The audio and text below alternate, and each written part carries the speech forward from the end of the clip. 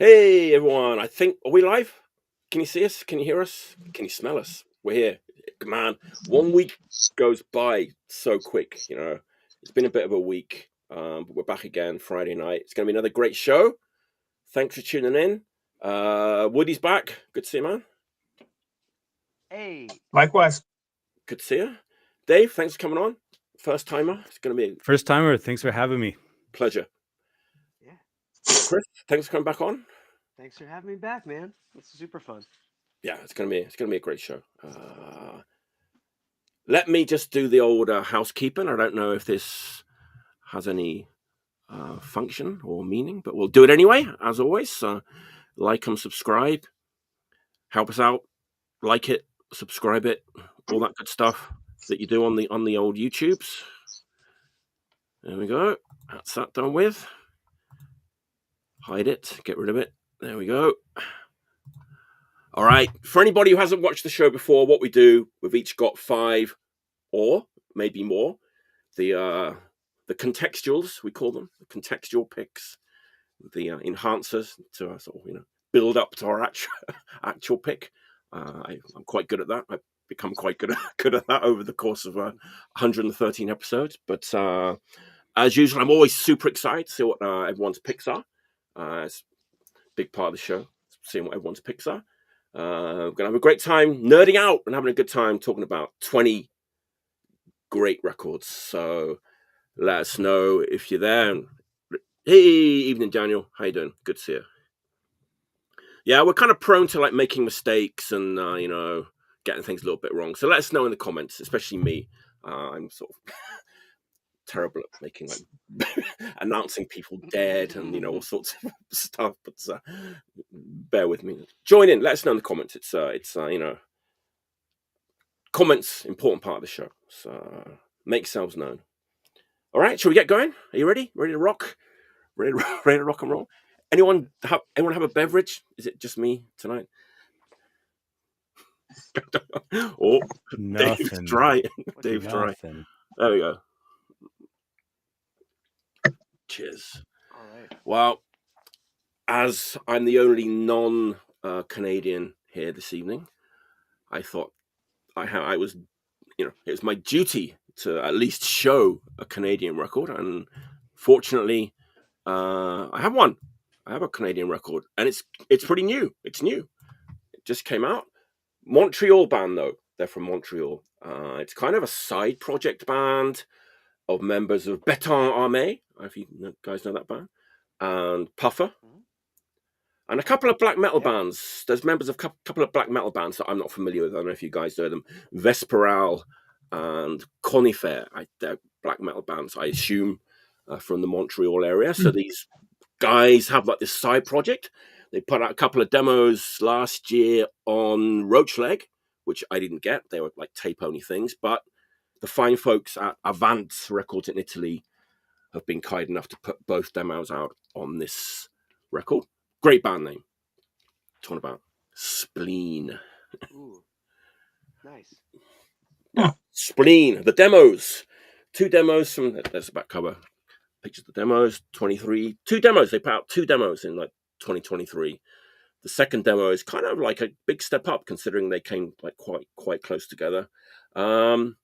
There's a lot of oi about these days, isn't there? Like the post-punky oi, the new wavy oi. I'm not going to say oi division again. I've worn out that term, but that's kind of what it is. Yes, that's what it's in that ballpark. A lot of reverb, especially on the vocals. A lot of phaser on the guitar. But this band kind of stands out. They have a few things going on which kind of makes them stand out, and that would be a bit of like psychedelic pop in there, which is pretty cool. Almost some like boogie, like pub rock kind of 12-bar riff, which is a weird combination with like this sort of post-punk oi, but it really works. It kind of makes it a little bit more punky. And like one song does sound a little bit like "Born to Be Wild," like the melody line. If you can imagine, like I know it sounds bad, but it works like really well. It works. Yeah. It works. Yeah, it works. And vocals in French, like tons of reverb on the vocals, and if you're into bands like Syndrome 81, you know, Litovsk, all that kind of like Oi division, this is going to be like right up your alley. Really, really good stuff. I mean, way better than like a kind of side project sort of deserves to be. Huh. That's cool. Really good stuff. Yeah. Nice. I had not even heard of that. I've never heard of that band. This just came out like a couple of 2 or 3 weeks ago. But the demos, you know, tape only, 2023. But you know, they were on Roachleg Records, so they were out there, I guess. I didn't hear about them at all either until this, you know, this came out. Yeah, been playing this a lot. It's good stuff. Nice. If, like, as I said, fans of like Syndrome 81 and that kind of stuff. That sounds cool. Damn, check that out. Check it out. We got one of the tapes at the shop, but I but now cool. I think I better. Yeah, it's good stuff, man. I mean, honestly, you know, it's just a side project, but it's very, very good. Really, really good. Yeah, absolutely. That's my first pick. Has anyone ever taken the band name Spleen before? Has that been taken? You would have thought Probably. Must have been taken, right? Yeah, it had to have. It had to have been taken. It had to have been. I can't think of any, but there must be out there. There must be out there, right? If anybody's in a band called Spleen, like make yourselves known in the comments. comments. It must have been done. Check it out, Spleen demos. It's out there, Nice. in all your favorite record shops and distros and this that. And that. All right, Woody. What you got for us? What's your first pick? I'm going to keep it in Canada. Nice. I'm going to talk about a label that you know I'm sure all of us are familiar with. That would be Ugly Pop. Oh.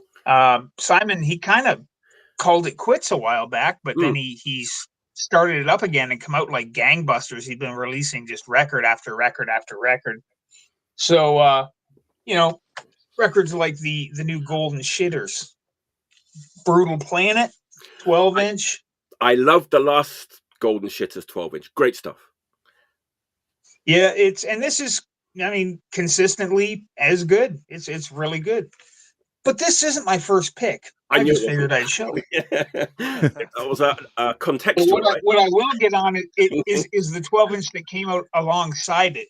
And that would be Cult Crime. Cult Crime. This is so good. It's amazing. I don't know much. I think the drummer from Imploders is in this band. Okay. But I've never seen them. I haven't seen them play yet, so I don't know who else is in it. Dave, you may know. I don't. One of the guys is in the Vapids is the bass players from the Vapids, the guitar player, singer, I'm not sure. But yeah, it's a 3-piece. They sound much stronger than a 3-piece. All guys have been doing bands forever. Okay, that makes sense. But yeah, this is, you know, like this would fit alongside Imploders and bands like that at a show, but there's kind of more to this. Like in the guitar, I hear a lot of like 70s glam for some reason. And vocally, it kind of reminds me of like if you cross like somebody like Martin from Career Suicide along with like Luke from School Jerks. Like it's snotty, it's you know, in the Career Suicide kind of vein, but it's more nasal than that.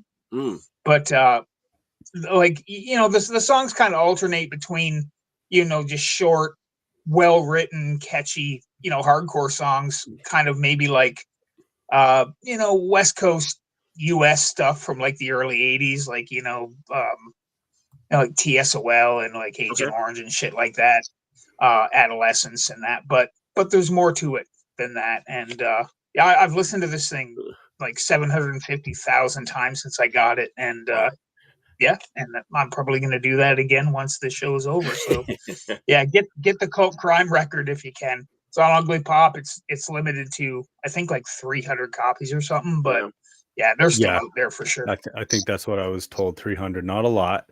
We still have some left at the shop, but probably not for long. It's an excellent record. I second that. Thank you. Is it my turn?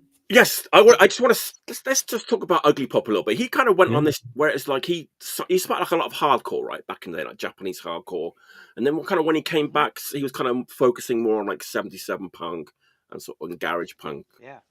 Kind of is that would that be correct to say?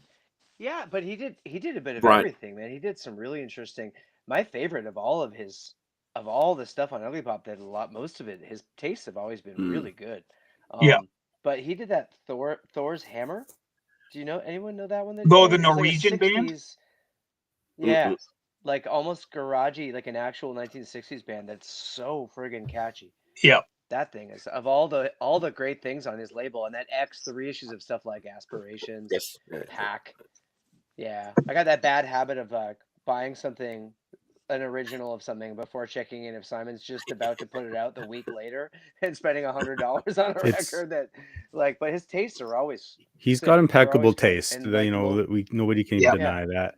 I think it's a Absolutely. cool exercise to actually like go and look at the discography of Ugly Pop and just see how many different things he's done. He's done so many releases. Yeah.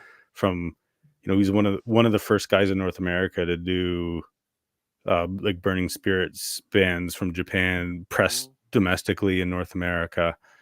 He also did like reissues of like lost old Canadian recordings or like Blitz and stuff like that from the UK, the official reissues of that. He's done some power pop, done some noisy stuff. Yeah, X sticks out. He's been all over the board, and and it's almost all good. And he still, I feel he Generally, doesn't get as much credit as he probably should. Like he does a lot.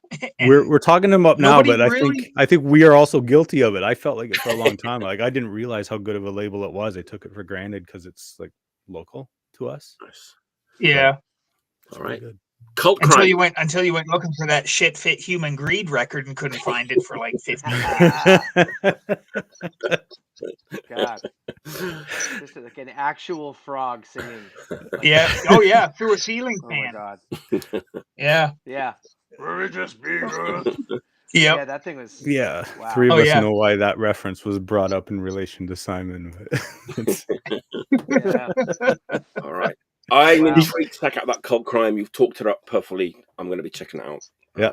Absolutely. Yeah, you'll like it a lot. It's great. Yeah, you'll like it. All right. Nice. All right, Dave, what's your first pick on your first appearance? I'm excited to see what you got. Well, my first pick, and I think we're all feeling this theme here, Canadian, and I'm not going to do all Canadian because I don't want to be too nationalistic or anything like that.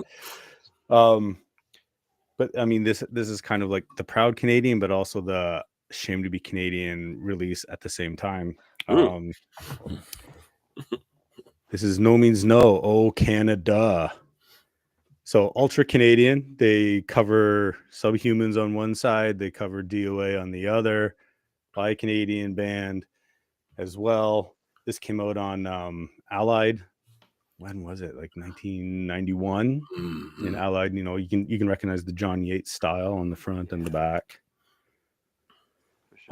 Just two songs, really great. They go through my mind a lot more because like right now, with all the talk with with the tariffs and the 51st state, and we're going through an election, like you started to get all these like confusing feelings like, well, at least I'm not over there, I'm in this country, but this country, is it really all that great either? I mean, that's pretty much what Oh Canada is about. Like there's clearly problems with the government in our history, at the same time paying homage. Also one of the best bands of all time, I think. One of my favorites. So they're the first hardcore band I ever went to go see on the 0+1 tour. No, on the wrong tour. It was on the wrong tour. Oh wow. Oh, that's still my spot. favorite. Even though I do like a lot of the other records, it's still my favorite, I think. These songs were recorded during 0+2=1, just a little bit later. And another cool thing about this is all the proceeds are donated to a prisoners' rights group. Right. Wow. I like how they can take like, kind of a simple punk song, and it is kind of simple, but you can hear like their incredible like musical chops. like in the song, even though it's kind of like a simple punk song. It's like the Hanson Brothers, right? It's like this kind of Ramones, but it's like fucking so like tight and like it's It incredible. sounds cool and simple until you try to play it. It's savant. It's savant. Yeah. stuff. Yeah, just to that, you know, But- an idiotic listener, you know, it sounds simple, but yeah. There's always a song on all the No Means No's. There's all those fun, poppy, kind of funky, bubbly, choppy ones, and there's always at least one just total like under 2 minute ripper, like two lips, two lungs, and one tongue that just like shreds 4 chords straight through. It's so powerful. I think because they do it so sparsely too. It's great when it kicks in. Yeah. Nice. Classic band. Hell yeah. Absolutely. Yeah, and classic label. I think Allied gets forgot about a lot. Yeah. They were pretty dominant in the 90s. They were. Yeah. Mm-hmm. Yeah. All right. Nice.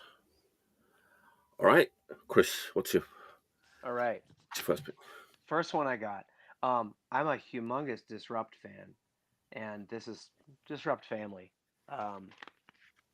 That thing. Who knows this one? Oh yeah. It's Jay Styles.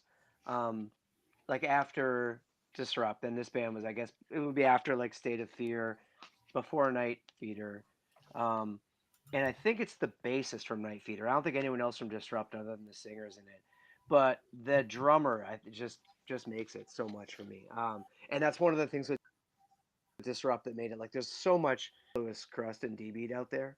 And when you see the really good shit, it really, really kicks. Like when there's some, you can't put your finger on it, but we did some touring with Martyr Dog. And, like the Skid System guy. Yep. And it's after seeing so many like kind of crusty D-Beat sort of bands, when you see one of those bands just like do it, it just like crawls up the back of your neck for like 17 minutes, and you just realize you feel so violent. Like there's something about the really rare, really good shit that just feels like it's like leaning forward all the time. Like it's impatient, it's not like sitting in the pocket, lazy D-Beat Crust. It's like anxious to just fucking move and move and move. Right. And this is exactly whatever. I can't really ever explain it better than that, but I know when I hear it, and that's totally as good as, like, for the same reasons Disrupt is awesome. This is awesome. It was a band early 2000s. I don't know how long they were around. They just had like a tape and some splits and So I think this is really like a collection of everything. Bass player was a dude from Death Raid, Whorehouse of Representatives. Totally positive. And that's the same guy I think that's in Night Feeder with them now, right? I believe. That's really all I got for that. I just like I love it. Willem, my friend in Holland, tracked this down for me and got it's on a Czech label. Cool. Insane Society. Yeah. So I'm not sure. Someone can correct me. I think this might be like all their stuff on one LP. Okay. I don't know. Might be wrong, but it's funny because that sort of crusty D-Beat isn't necessarily like my favorite kind of punk, but like all that family of bands around Consume and Night Feeder and Death Raid, I know you're right. There is something about the drumming, especially, that kind of does like really elevate it above like a lot of other bands. In that, like there's like a million American hardcore bands, but when you hear like Boston bands, like Jerry's Kids or something, and there's something about the drumming that sounds like it's falling down a flight of stairs, just like trying to get going, like really impatiently, for something that's already super fast, and that just has it. Yeah. So great band. That's my first. Consume. Yeah. Okay. It is the sort of discography LP. Okay. Yes. Yeah. Nice. Yeah. Thanks, Dan. Yeah, that's what I thought. All right. Wow. Round 2 already. Cheers. Yeah. Have a drink. Cheers. If we're going too fast, I could talk more about the other ones. Yeah, it goes where it goes. It'll probably go off on tangents, and, as it usually does. We'll it'll be fine. Rocket from the Crypt. Any fans? Yeah. All right. Drive Like Jehu, Pitchfork, Hot Snakes, Night Marchers, Sultans, Plosives. Currently talking about the one and only Diego. John Reis, the man himself, the mayor of San Diego. I saw him being called the other day. I was watching this podcast with Justin Pearson, because he did one with Sam McPheeters. I'm going off on a tangent now. Like Yeah, Justin just listen to Pearson that. did his podcast with Sam McPheeters. Have you seen Yeah. it? It's really good. I- But he's done. So listened to it took me down the rabbit hole of like other ones. He's done one with Watty, which I couldn't even understand with the subtitles on. And then You couldn't even understand. and Wow. then he did one with John Reis. I've never seen John Reis like do an interview. I couldn't. It was amazing. He seems like such a nice guy, super down to earth, and he kind of talked about Battalion of Saints and the whole like San Diego like punk scene. Well, I don't. Why am I talking about this guy?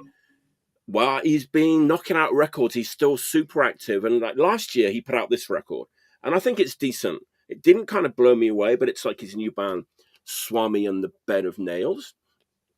All of This Awaits You. It's good. It's like what you'd expect from Jean Reis, that kind of hard rocking, rock and roll, well produced like punk. It's decent. It didn't like blow me away. It's a decent record. Then the other day, like Tony Pence from Celebrate Summer Records, he said, "Hey, Matt, you gotta check out like the new one." It's like, the new one? Because this is just from last year, right? This is from last year. And he's like, "Yeah, you will not believe like how amazing it is." And I was like, "Okay." And I checked it out on YouTube. I went out and bought it straight away. It's a new record from Swami John Reis. It's called Time to Let You Down. So it's just like solo, just him solo. Yeah, he's kind of dropped the Bed of Nails. It's still a band, but he's kind of just dropped the Bed of Nails thing from the band name. It's still a band, but he just sings and plays guitar. But man, he's just found like yet another sort of like lease of life. It's like super energetic. It just comes right out the gate. It's like peppy, like catchy, super tight. It's kind of like, one of his favorite bands is the Ramones. So it's got that kind of dirt nap punk feel about it, like the Marked Men. It's like the Marked Men mixed with like Rocket from the Crypt. No horn section. Might be pleased to hear. No horn section, which I'm okay with it. But some people don't like that. So if you don't like horns, relax. There's no horns on this record. There's some cheap like keyboard melodies, which fucking amazing. I mean, honestly, I couldn't believe, at this stage of his career, how he could knock out such a fucking incredible, like catchy punk, like rock and roll record of this fucking caliber. It's it's my record of the year so far. I mean, I know it's only April, but Wow. it's that good. So if you weren't like super keen on the last one or the Night Marches, I like the Night Marches. Okay, this is not like that. It's super energetic, tight, catchy as hell, like poppy rock and roll punk. Unbelievable. I mean, I just, you're always skeptical when people say, oh, you got to check this out, but honestly, yeah. Damn, nice. Yeah. That sounds cool. Absolutely. Just came out like a couple of weeks ago. What's it? Sorry, remind me what it's called. It's called Time to Let You Down, which is a kind of funny title because that's exactly what it doesn't do. Like it does not let you down. If anybody wants to kind of check out like a couple of tracks, check out the song Boomer Rang. Not Boomer like Rang. That's one of the best songs. And Cold Feet. Those two songs kind of sum up like what this record is all about. You can check it out on the YouTube. But yeah, just seeing a guy like 56, 57 years old, I think he is now, maybe 55, just putting out a record of like this caliber, like he's been at it a long time, right? But he's still got a lot of like great music in him. And just interesting to see him kind of almost go back to basics, like it's very simple, catchy, like punk record. It's great. Yeah. Absolutely. Yeah. I think that's kind of been his overarching theme, is like calling back to kind of like kitschy classic sounds. So of course, which are bread and butter stuff. Yeah, it's true. I mean, in the interview, he's like, I love 60s pop, 50s rock and roll, just all the classic 77 like punk bands. That's what his favorite stuff is. But it was kind of surprising to hear him like really take it back to like super, energetic, straightforward, like catchy punk. Very cool, very cool. Just came out like a couple of weeks ago. I like what you're saying about no horns. Yeah, for real. I'm going to check that out based on no horns alone. Yeah. A lot of his bands didn't have horns. I knew I Oh, had. yeah, but- I knew I had to say no horns. I knew there were some horn haters in the house. So I knew. Yeah. Rocket I from get the it. Crypt gets. If you've ever had like Rocket from the Crypt is one of those bands that's easily ruined for you by their fans being, like a little goes a long way. And I hate that I hold that against because I think about those songs and they're great. Yeah, Like I Queens mean, of the I've always Stone been Age a or something like it's like of course They that's are, and great. the horns play well live too. I think it's, Never seen him. you don't judge them as easily because it seems to fit during the show. They were really big in England for a couple of years. Let's say about a year. Like back when Dracula Scream came out, they had a couple of big hits in the UK, so they'd be on TV all the time. And such a fun band. It's like he was saying this in the interview. He's like almost like bands that like to have fun always kind of don't get taken seriously, even if the music is amazing. It's like there's always some intellectual, there's some snobbery about a band that's like having a good time, having a lot of fun, and like people don't take them seriously as You wouldn't get things like Turbo Negro or that or everything. It's just a great time. Yeah. Horn haters in the house. Yeah, for sure. Horn haters in the house. It's understandable. I get it. I totally get it. I get it. I mean, yeah, if there were horns on this record, it would not be as good of a record if the horns were on it. So that is a fact. Yeah. All right. It's my second pick. All right. Woody, what you got? What you got? Second pick. I got a band here from Cleveland. Not the normals that you'd hear about. No Nine Shocks Terror, no H100s or anything like that. It's from 2019. Came out on a label called It's a Jinx Records. First time I heard this band, they have a split cassette with a band called Spike Pit, who I believe they share members with. But this band's got a much better name. They're called Street Gurgler. Much better. Yeah, it's primal business. Now, Street Gurgler, they almost sound like a jam band in a way.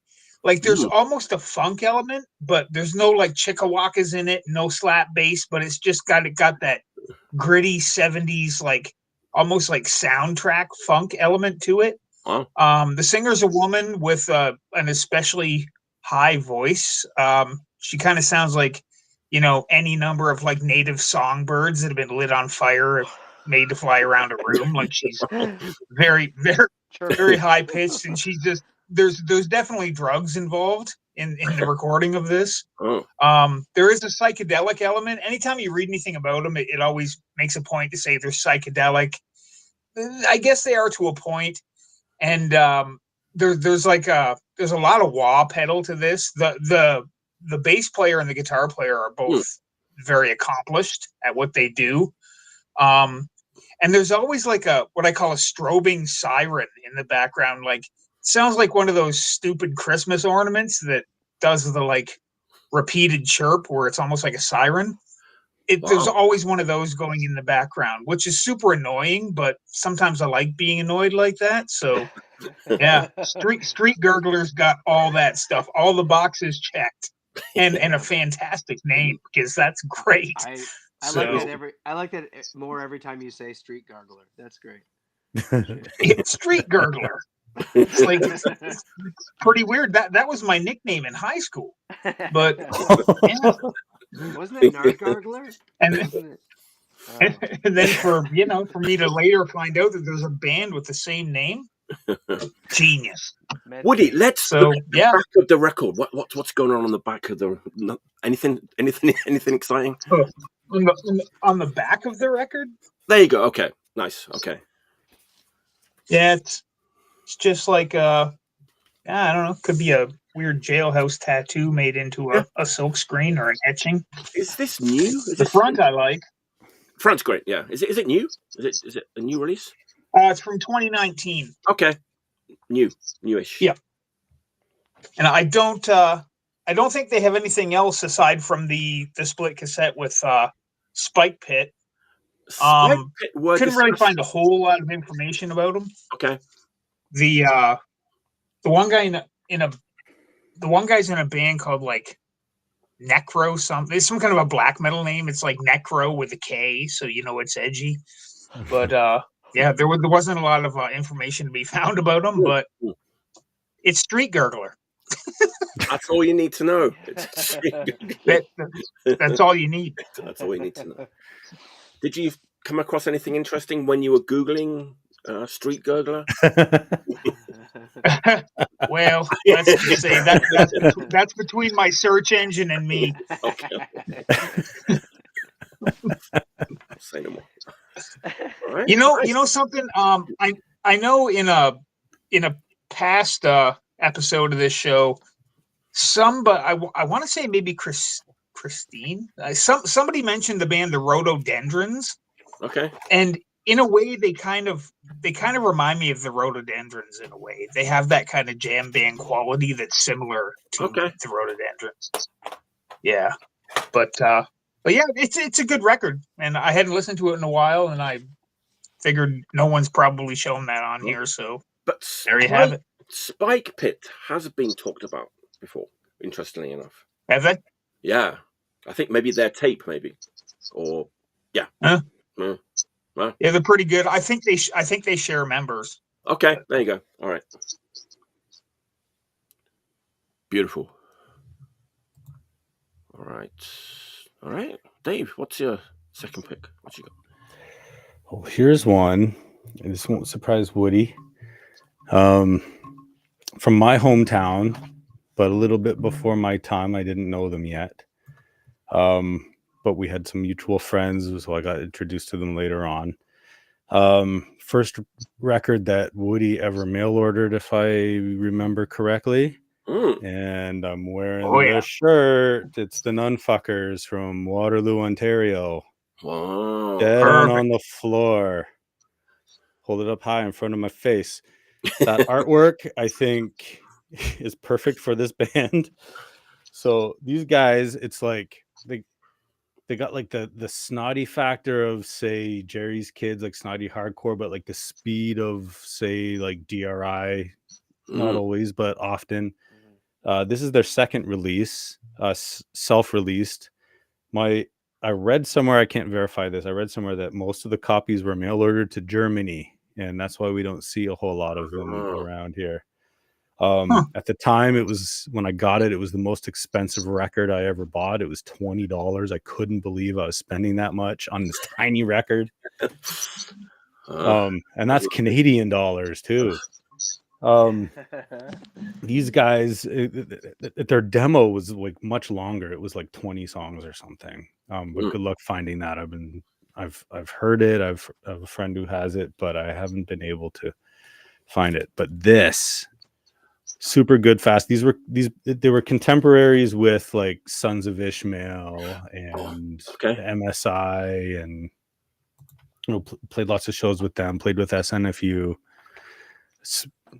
Speed City in London is a place that would probably have that record. They played with No Mind a bunch of times. I just happen to have this within reaching distance.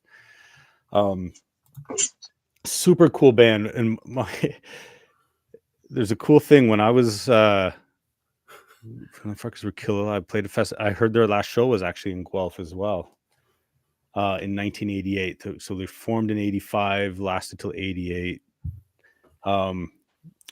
I was talking to an older friend of mine because I asked him about the demo. He was like, "Yeah, I'm pretty sure I have them. Like, I can't wait. I'm gonna rip it. And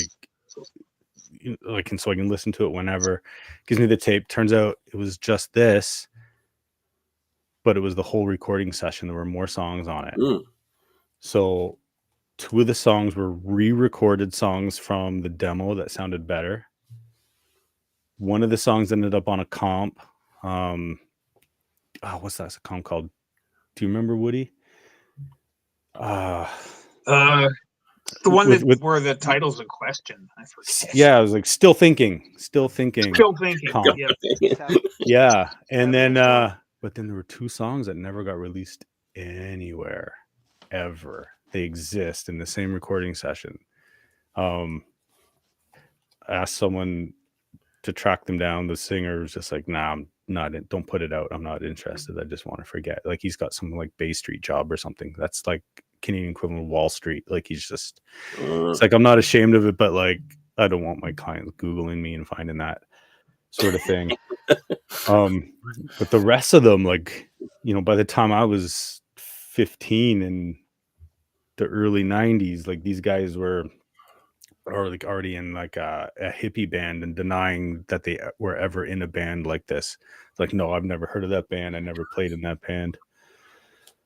Just totally hiding it, except for the singer who actually showed up to one of our Oxbaker shows in Sure did. Yeah. And that was really cool. So he's still in touch with people, but you just, you know, he's ready to let it die. I am not. Wow. Yeah, You know, 11 the songs. thing I like 11 about that- songs. They could have fit way more though. Like they're so short and fast. The And thing I Haymaker. appreciate. Oh yeah, Haymaker covered them. elevated them. Yeah. They kind of gave them a resurgence. Yeah, I helped. For sure. I helped them replace their copy of this, and then they put that out. So I feel a little bit responsible, even though I didn't introduce them, but I helped reintroduce them. CD. I like the fact that their drums sound like a series of plastic colanders. They're just awesome. Yeah, I was always taken with the drums. The recording was done at like a radio station in Waterloo. Like I recorded there. Like it's pretty shitty, but you know, that's what they had. That CD was supposed to come out. It didn't get released. Deranged was gonna do it. Okay. And it would have collected everything, and then somewhere along the line it fell apart. I don't remember the story.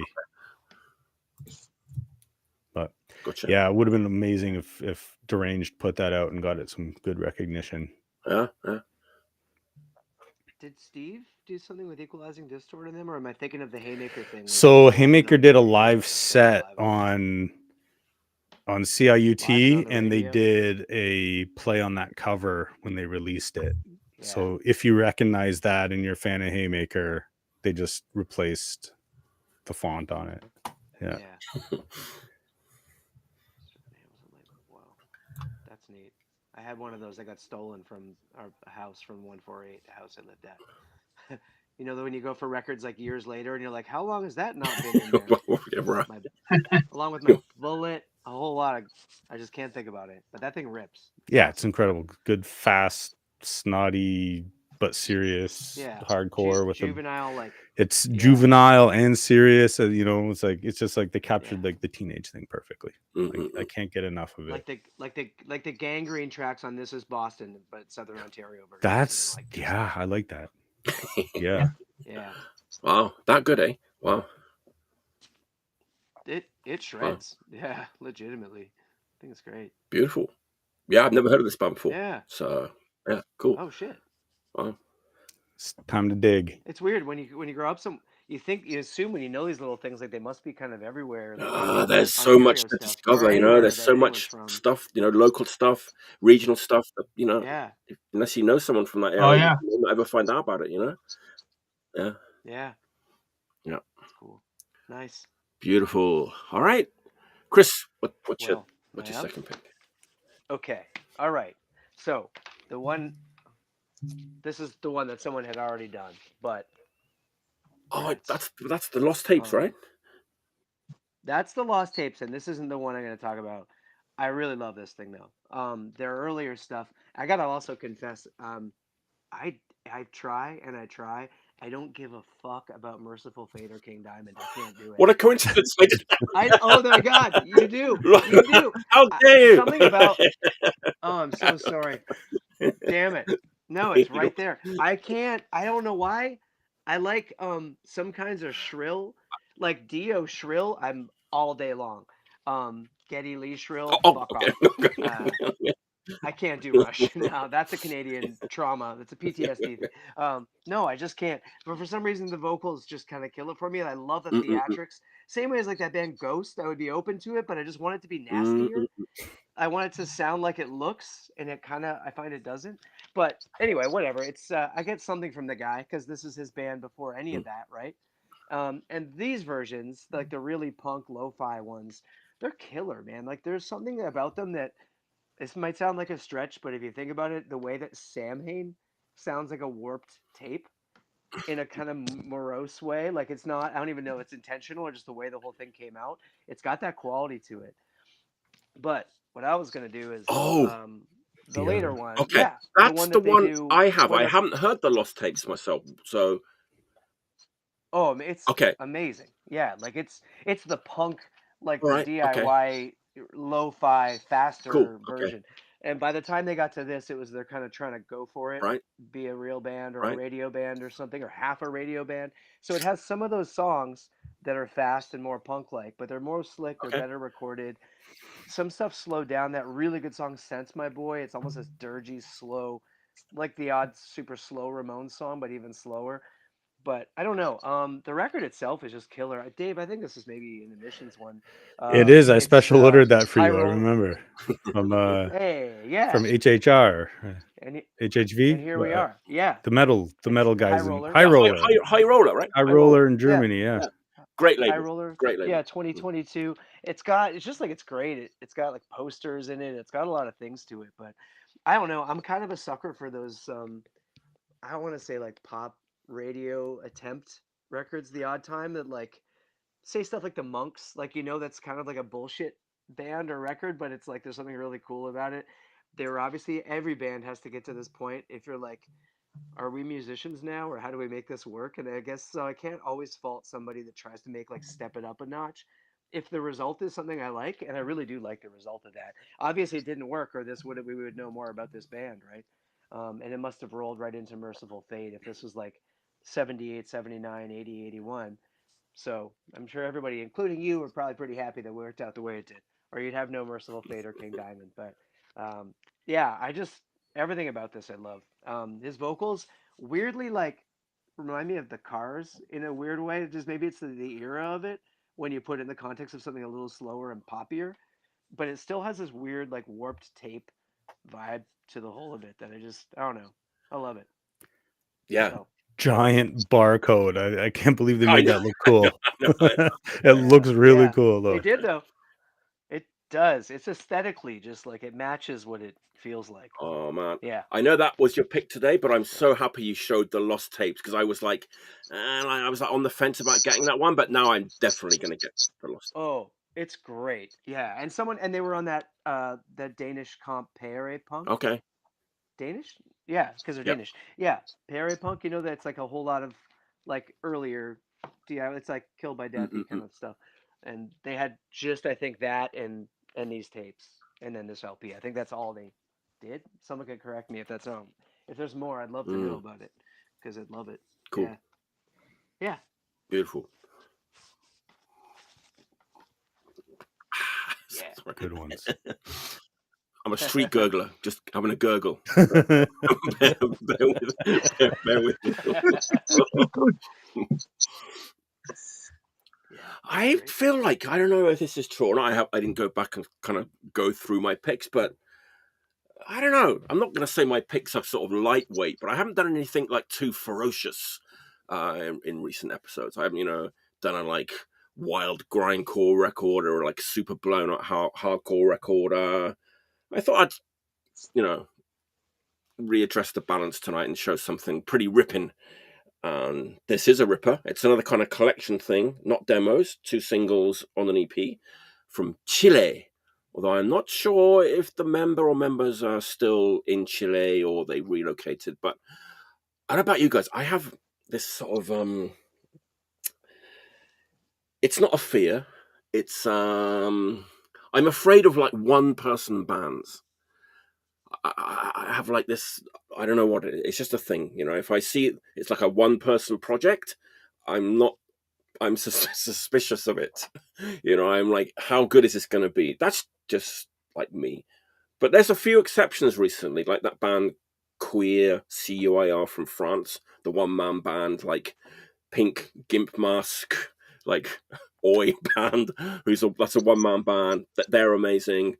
I think this is a one-woman band, but of course they do play live, so I think they have a drummer that joins it. But I think I'm correct in saying she played all the instruments and sang on these records. If I'm wrong, let me know. Again, not too much information about this band. Of course, I'm talking about Abyecta from Chile, and it's on Symphony of Destruction, pretty like well-known label. It does a lot of well, they did Syndrome 81. I talked about in the first round. They do a lot of like post-punk and all in stuff, but this is their EPs collection from like 20. The EPs are from when they're from 2021 and 2022. Yeah, put onto like one record. Came out last year. Man, such a fucking ferocious, like ripping record that it's got like 80s like thrash metal mixed in with like 80s Japanese hardcore, like the tougher side of UK 82, and maybe a little bit of that kind of, sacrilege as well, with the kind of super like raspy vocals. I mean, if she like recorded all of the instruments on this, it's pretty amazing. This is incredible stuff. I'm going to name drop Reis and Exciter just because they're Canadian, and when I think of speed metal, it's like speed and thrash metal from the 80s, but played by punks. You know what I mean? It has a lot of those like Japanese hardcore, 80s hardcore like vocal melodies in there, because the Japanese were never afraid of heavy metal. Like back in the 80s, they were all about it. In fact. So there's a lot of those sort of like power metal, like speed metal, thrash metal kind of vocal melodies on top of the music. Like if you're familiar with like Gas, bands like that from the 80s, like Japanese hardcore bands, just ripping, super energetic, ferocious, like thrash played by punks. Just great stuff. You had me at sacrilege. I thought I'd just drop that in there. I don't know if it's completely accurate. That one word will make me want to go check it out. Maybe. Yeah, I mean, it's a great band. I think the 7 inches went pretty quickly. That's why there's already this thing, the 2 7 inches on the 12-inch thing. I'd like to see them live. I guess they're just a 2-piece, I guess. Guitar, vocals, and drums, like when they play live. But, yeah. This is my entry. This is like sort of my most ferocious and vicious pick from the last few episodes. I mean, it sounds like it has the best from you sold every me on genre, that, every sure. country, every. It's a little bestial. It's not I too. can choose all the best stuff. It's not too bestial. I do like the word bestial. It's pretty tuneful. It's like a lot of those great. I keep saying it, but those Japanese, like 80s Japanese, like hardcore vocal melodies that they were not afraid of, whereas other countries were kind of afraid of mixing metal and hardcore back then. But Japan never was. But yeah, great DIY release. Lots of like black and white stuff falls out the record when you when you pick it up. But yeah, damn, fold on the cover. Cool. Abyecta. Abyecta. EPs collection. 2024. Chile. There you go. That's my third pick. Mike, you might like this. You're a ferocious guy. Yeah, you pretty much sold me on that. I'm going to look into it. Oh. All right. Hopefully I'll like them more than Street Gurgler. Is that possible? Maybe not. All right. Since there was a little bit of talk about Oi, I'm gonna confess, not my favorite style, but I do dabble a little bit. You're a dabbler. This band, not an Oi band per se, but they kind of have that sound. Right. It's from 1986, a band from Hollywood. Famous for not where you would expect that to come from. What's it? Yeah, it sounds Oi. Hollywood. This band called Rigor Mortis. Oh. The Conveyed Message. Probably best known because they were on that Something to Believe In compilation that BYO put out, the song Silent Scream. But it's totally got the whole Oi sound going on, a little bit anthemic. The singer is gruff, kind of bellowed style of vocals.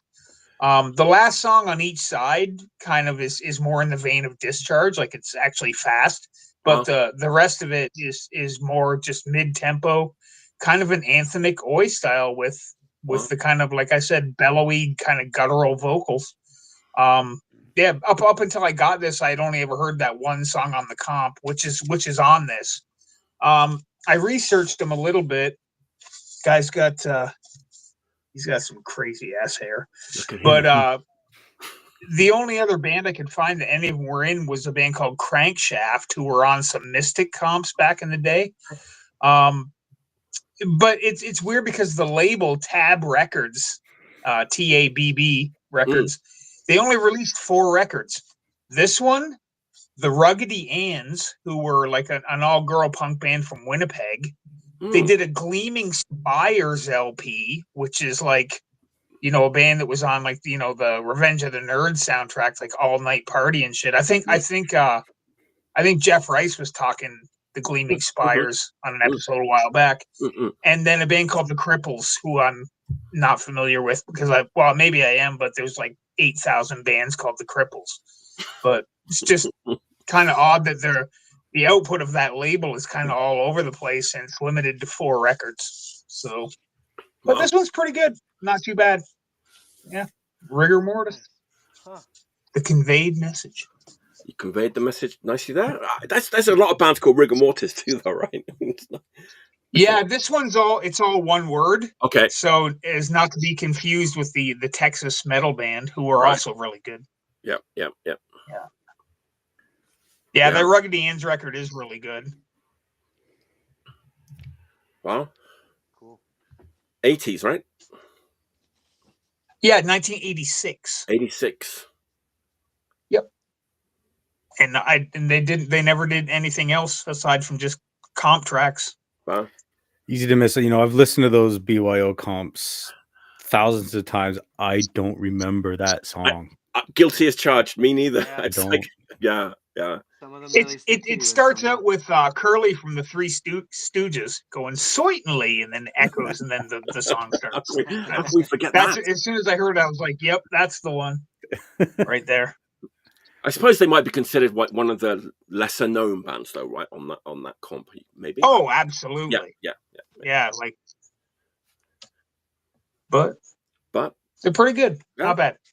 Cool. All right. Well, I'll go. Go ahead.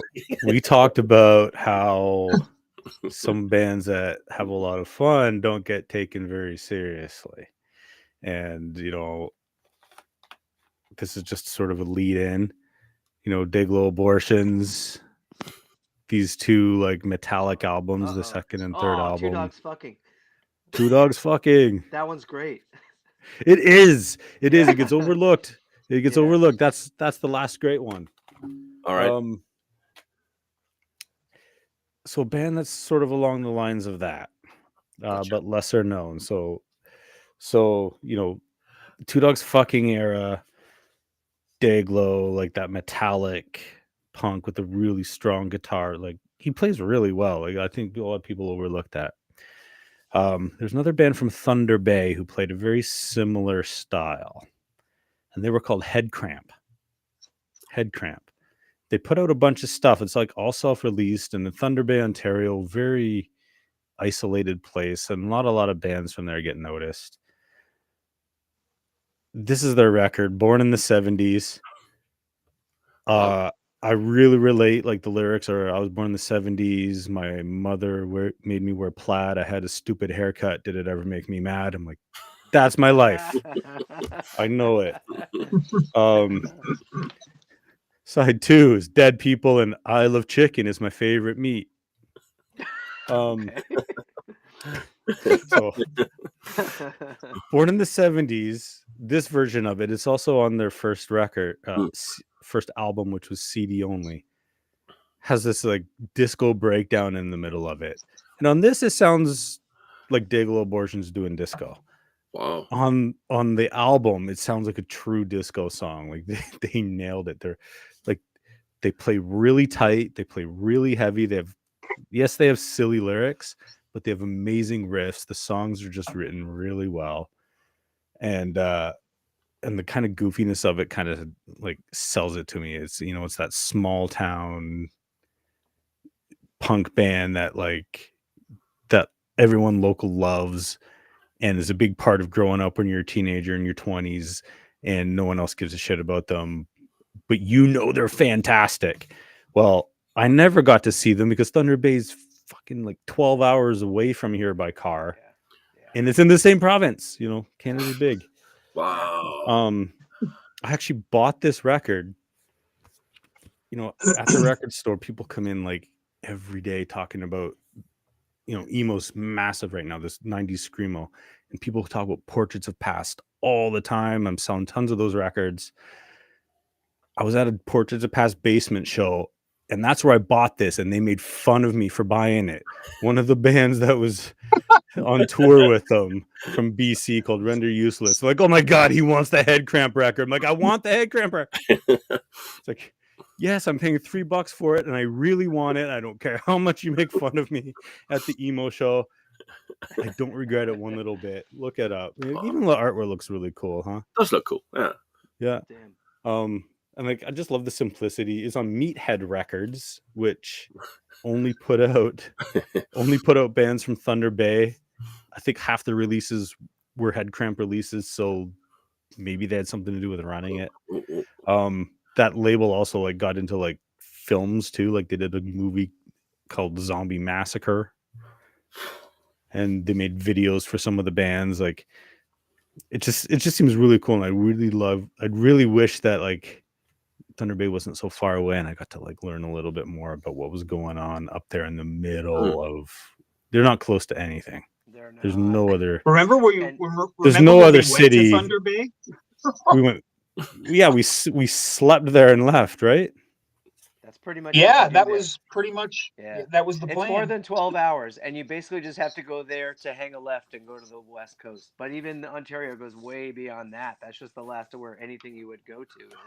It's like the last thing, like the closest civilization to it in any direction is like 5-hour drive. Yeah. Whoa. That's far. But it's like it's a big enough city on its own that they're producing a bunch of punk bands, but they're really on their own. Yeah. So, Dave, what are there any other Thunder Bay punk bands that you could? Oh, I wish I could tell you. I mean, there was. There's one called the Dinks, and there's one called Dead Chrétiens. I know that. Yeah, the Dead Chrétiens are from there. Yeah. Deep dive. Yeah. That's a good one. Pulled that out quickly. Wow, he's good, isn't he? Wow. Yeah, walking encyclopedia. I remember the Dead Chrétiens now. I didn't know the other one, but there were like that Meathead label put out some comps of all the local bands. I haven't checked them out, but like I feel like I should because I love everything Head Cramp. That's beautiful. Yeah. They had an album called Mind Blowing Beef Fest Spectacular. It was their full length, and they did a remix of Born in the 70s, which was way more disco. The cover of that wasn't nearly as good as this. So like it looked like, well, it was in the 90s, so it wasn't, but it looks almost like what an AI would generate if you tell it Mind Blowing Beef Fest Spectacular. But it didn't come out on vinyl, but it is worth looking for those songs if you like things like the mid era of Dayglow Abortions, you know, with the first singer before Jimbo. Jimbo. Yeah, I knew I would have to do all the talking when it came to Head Cramp because it's an obscure one. I knew that record existed. I've never seen it though. It's one of those ones like it's so catchy too. Like for 30 years now, I think these songs come through my head. Like I'll be like walking or driving and just start like singing one. It's somehow made a big effect on me. Wow. And Render Useless and Portraits of Past, I don't care that you don't like it. Render Useless stayed at my house, and I could picture them saying that to you because they were all really sarcastic. Yeah. I mean, that being said, they were also super friendly. Like I locked my keys in the car that night and they called CAA. That's like AAA, the tow truck on their account for me because I didn't have it. And I got back into the car and got my car back home without my parents knowing I took it to the big city. I wonder if this is the first time that like Thunder Bay punk scene of the 80s has been discussed, like on YouTube. Yeah, I think it's could be a scoop. Yeah. It may be the first, and may we all be. need to, you know. It's Also, probably like a I'm bringing it up. 3.5 I still minute need to dig conversation. deeper. Yeah. Wow. Amazing. Cool. Yeah. Cool. It's always great when you got some like stories and stuff about a record, right? So, yeah. Oh, I remember where I bought almost all my records. All right, Chris, what you got? Okay. I hope this isn't a conversation killer. I'm seeing some goth hate in the things in the comments. Oh, I can't help that Bauhaus hit me years before Minor Threat ever did. That's just the reality of it. Okay. I don't even know a ton about this band other than that I like them a lot. oh, beautiful. Yeah. Absolutely. Yes. 10 out of 10. Oh yeah. Classic. Yeah. Leeds, I guess post-punk, gothy. Yeah, they're really not talked about as much. You know, they're almost like they like halfway towards the Sisters of Mercy, or really like what I get out of this is a lot of straight up Joy Division vibes. They're from Leeds. This is from '85. It's their first LP. I have a bunch of the singles. I really am just getting them in the last couple of years. I love like Sisters. I love all that kind of stuff. But this really just kicks. It's just right. Like it's dark enough. It's poppy enough. It's like, but it's got the. I don't know if it's Leeds. I don't know if it's a matter of like accents. Maybe you can place this better. But why that reminds me of Joy Division, or if it's just like a little bit jangly, like when Joy Division were coming out of the early jangly kind of punk stuff and toward, but before it was like synthy or anything like that. Right in the middle, this kicks like that does. I think. What do you know about them? You tell me, man. I just know that they're a great band. I mean, I have that record. I have like a couple of their other records. They went a little bit lighter as they went along. The 12-inch singles, though, the 12-inch EPs that are around that era are also amazing. They're great. There's also like a best of. Actually, Paul showed it when he came on one time. He showed like there's a kind of best of Red Lorry, Yellow Lorry, which is like a tongue twister. Yeah. You have to try saying it really quickly. It's tough. So it's a kind of a weird name too for that kind of a post-punk gothic band, Red Lorry, Yellow Lorry. It's like it's a kid's like tongue twister that we try to do when we were kids. It is. I remember getting that in, cataloging it once, and just like not taking it seriously. I saw the name. Like, I don't know who this is. It's not going to be good. Awesome. Yes, but then I saw, but something tipped me off that like, people were really interested in it. So like I took a listen. I was like, not what I expected it. Exactly, and I think that's the problem with that band. Like the name didn't do them any favors because they're up there for me in that era of like the heavy post-punk gothy kind of bands. They're amazing. They're amazing bands. That's cool. Absolutely nice. Yeah, I don't really hear it talked about very often.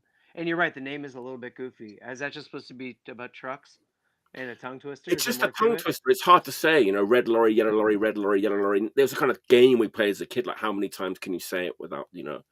Oh man, I only did it twice, right? And I was already struggling to say it more than once. It's like, damn. Okay, I didn't know the story. Yeah, it's a kid's like a kid's tongue twister, a kid's kind of game that you'd like try to make people say. But I love them. Like I said, I think they're up there with all the greats of the era for me. Yeah, absolutely. That's awesome. Yeah, I love it. Yeah, that's it. I like Red Lorry, Yellow Lorry. Talk about the weather. First LP, 1985. Yeah, Red Rhino Records, killer. Yeah. Nice. I was always going to show, not today, but last week. Or I always have them lingering.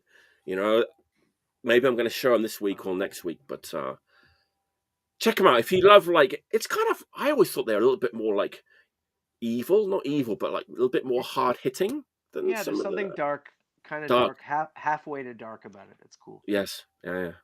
An art school girl I had a crush on in the 80s turned me on to them. That sounds like the perfect, endorsement. I think Paul did show like a Red Lorry, Yellow Lorry record before. Like it was like the singles collection, maybe something like that. Yeah, it's good. That's a great pick. I love that band. Yeah. Awesome. All good. Yeah. Hey, it's my turn. It's round 4. Nice. Beautiful. Let me get a little drink. Cheers. When we think of Pusshead and Pussmort records and like compilations, there's probably one that springs to mind, right? Cleanse the Bacteria. Yeah. Right? That's the kind of obvious one. Does anybody remember like the 7-inch comp? I think it's just called Pussmort Sampler. It has like, it's black and white, has the Pusshead like hand logo on it. Remember that one? And like it had the best lineup. You know, it had Septic Death, right? Yeah. Ghoul and Corruption of Peace from Japan, Negative Gain and Final Conflict on the hard disc, the hard vinyl 7-inch EP. There was he's got the test pressing of Cleanse the Bacteria. Oh, Jesus Christ. Or Final Conflict, sorry. Oh, wow. Yeah. you talked about the hand. I was like, yeah. It was close.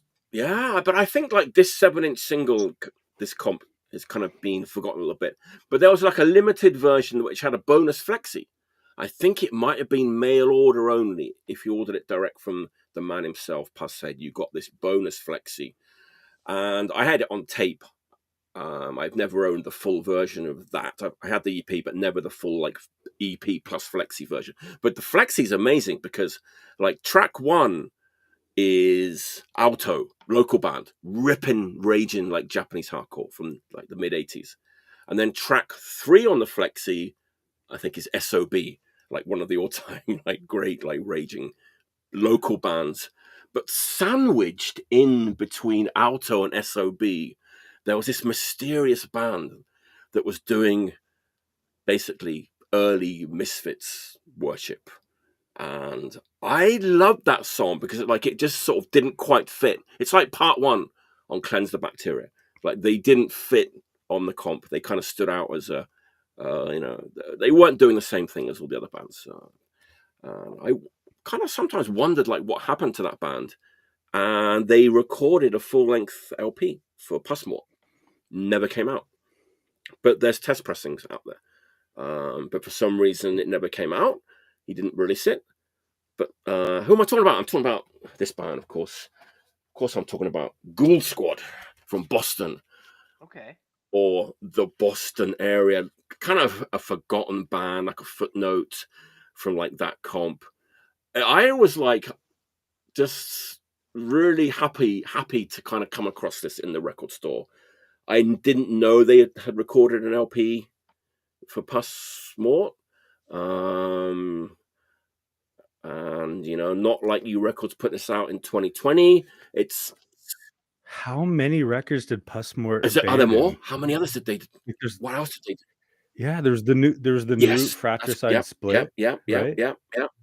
Which I've got one of those. Wow. Too. I can't see it, so but I put it. Yeah. But there was others. There was like 2 or 3 I don't know why that happened. I read a little bit about it. So, okay, this is a real bare bones package. So apparently, like the members of the band, like, there are 3-piece. They weren't really kind of talking to each other. So the best they could do was kind of knock up some sort of Pussheadish looking kind of artwork and this kind of photocopy piece of paper, wrap it around a black sleeve and put it out. I love this because it's so like ramshackle. It sounds unfinished to me. Like, even though this is like the test pressing, it kind of sounds like it hasn't been like mixed properly. And sometimes the backing vocals are like way too loud and it's kind of, the production's kind of all over the place. And, but it's so charming. It's just like these 3 guys knocking out this sort of early Misfits worship, like horror punk in like 1987. And it's just got a great like charm to it. It's super catchy and such a fun listen. I was like stoked to find this and to find out they had just more than that one song on that compilation. But weren't they on one of the Thrasher skate rock comps too, like the Noise Forest one? I think they were. Yeah. But I think there was a song called House of Mirrors.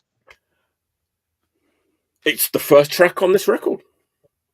Oh, it's on that compilation, I'm pretty sure. The cassette only one. Yeah. And the song from the Flexi comp is on here too, Necro Doll. I mean, they've already repressed this a few times, so there's definitely sort of a market for it. There's like different color vinyl versions and a couple of represses. That's cool.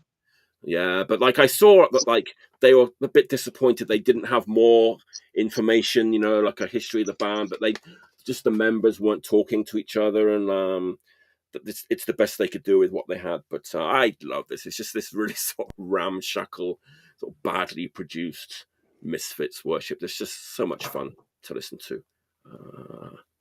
And a couple of the guys were in the Freeze, which when you know that, Oh, you I hear didn't it. know that. Yeah, there was two guys. It was Ron Cormier, or Ron Hex, as he was born, as his name at birth, Ron. But yeah, he's was a bass player in the early days, and then Scott on the drums, I think, joined them. He played a couple of drum tracks on Misery Loves Company, so two different eras of the Freeze. But anyway, there's some sort of tentative like Freeze, and when you hear it, it's because I love the Freeze like so much, so it's like those great hooks and melodies.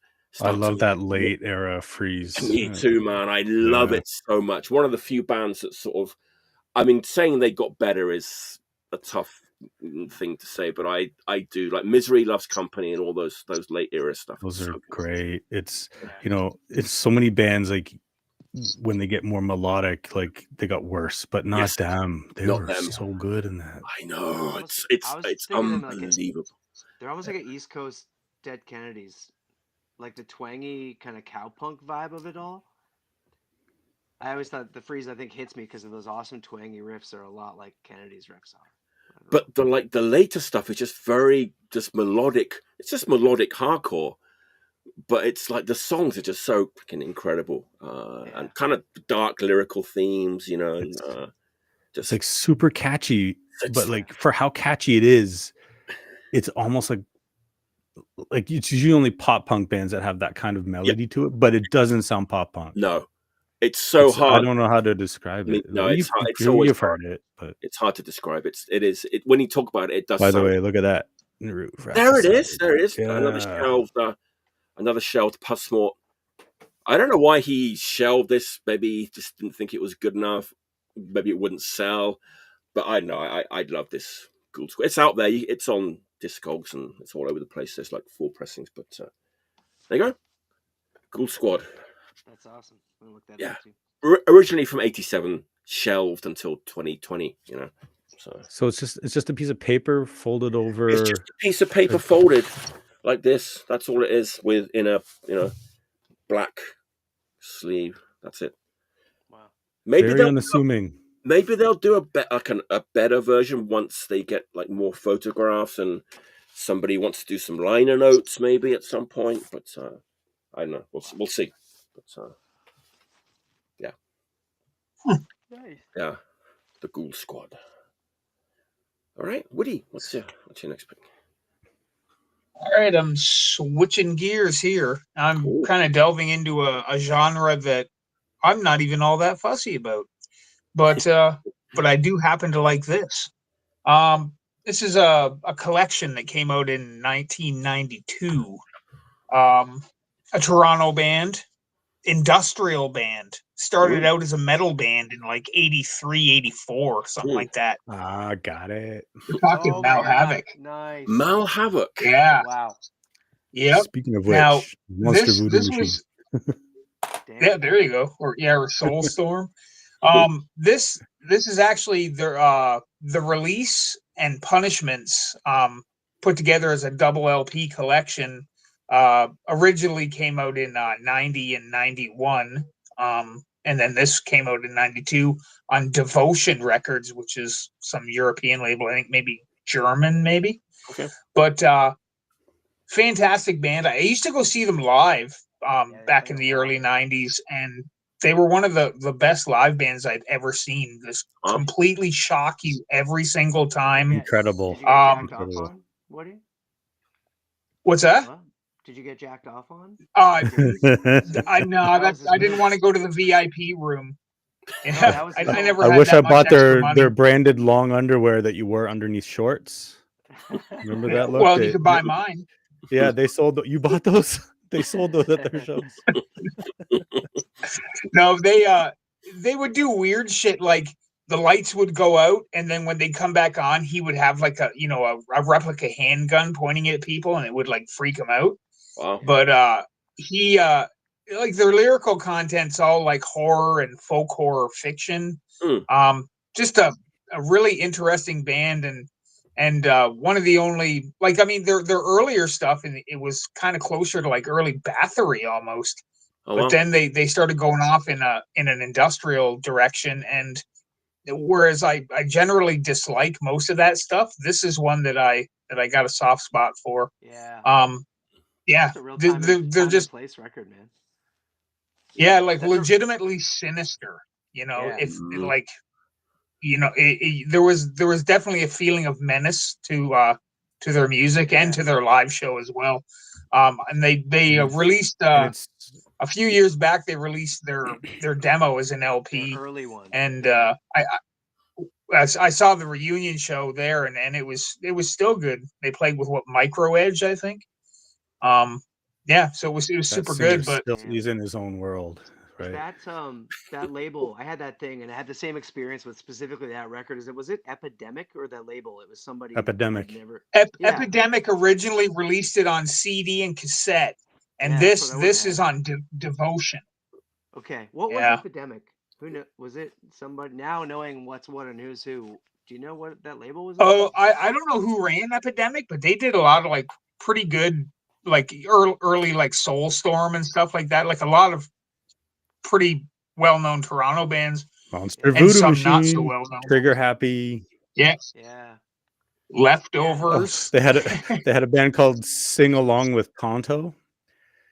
I have the Sing Along with Tonto cassette. Yep. It's horrible funk metal. Like terrible. The worst of the worst. I think they were going for like Chili Peppers. Man. Yeah.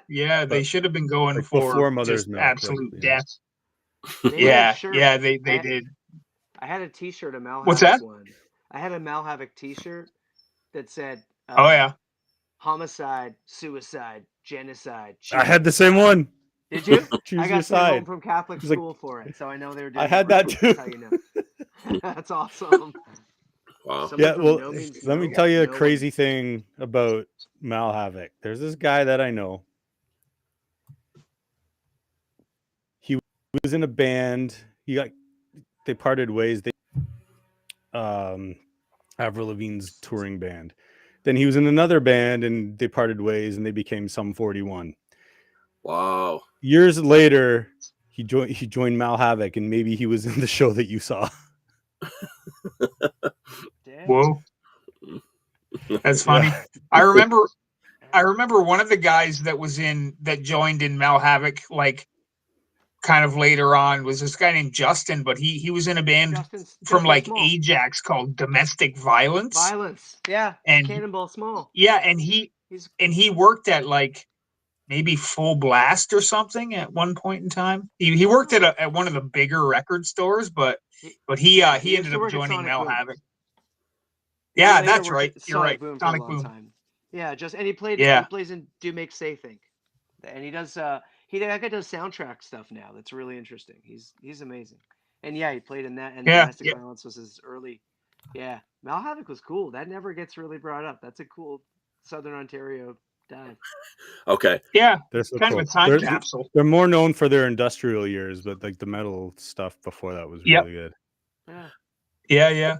And that record there, I never see that record turn up. That's the only time I've ever actually seen it anywhere. So I grabbed it because I don't even have a CD player, and the cassettes, you know, they don't turn up much either. So right. Yeah. What was the last important question? What was the last side on the shirt? It was like homicide, suicide, either genocide or matricide, or probably genocide. It was probably the nastiest possible one. So yeah. Right. Got sent home from school for it, so it was a good Catholic school. I got sent home from school for wearing a White Snake Love Hunter T-shirt back in the maybe deservedly so, perhaps. So I had a Dave Abortion's Two Dogs Fucking, and on the back it was like a circle, like a halo of dogs fucking in the shape of a donut. There's like 15 of them. Yeah. And a cop threatened me. There was a cop in my school, and he threatened me for wearing that shirt. Wow. 2 years later, he arrested me for something else. Same guy. Local narcs hate it. Yeah. Damn. That's cool. Beautiful. All right, Dave, what's your next pick? See what... All right, this next one's it's a Boston band. I'm breaking the Canadian stretch here. One that I really liked. They sort of evolved out of those Acme Records years, when, you know, Out Cold, Last in Line, all those really awesome bands. Which I think also kind of laid the groundwork for the bands that started, like the Bridge 9 sound later on. Like it was a lot harsher, like that stuff on Acme. But there's one band that stuck out. Like it was a lot of the same players. Like Mikey Flynn was in this band. He was in Last in Line and Out Cold. But this is a much different sound. It's the Prowl. Oh. I really love this band, everything they do. I usually pull it out at Halloween the most often and listen to a lot of it. When I was the second owner of Slasher Records for a little while, and we did the Witch Hunt LP.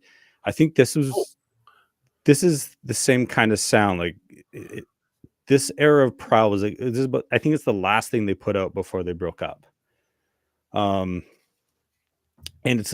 it's when they got a little darker. I sat in on an interview that they were doing, and they talked about how they were really influenced by the later stuff by TSOL that everyone hated, the later stuff by The Damned that everyone hated, like all the bad albums. It's like that. He's like, that's my favorite stuff, and that's what it, you know. But he still kept it kind of hardcore too, right?